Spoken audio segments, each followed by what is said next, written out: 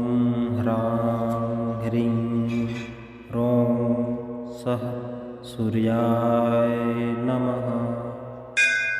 ॐ ह्रां ह्रीं ह्रौं सः सूर्याय नमः। ॐ ह्रां ह्रीं ह्रौं सः सूर्याय नमः। ॐ ह्रां ह्रीं ह्रौं सः सूर्याय नमः। ॐ ह्रां ह्रीं ह्रौं सः सूर्याय नमः। ॐ ह्रां ह्रीं ह्रौं सः सूर्याय नमः। ॐ ह्रां ह्रीं ह्रौं सः सूर्याय नमः।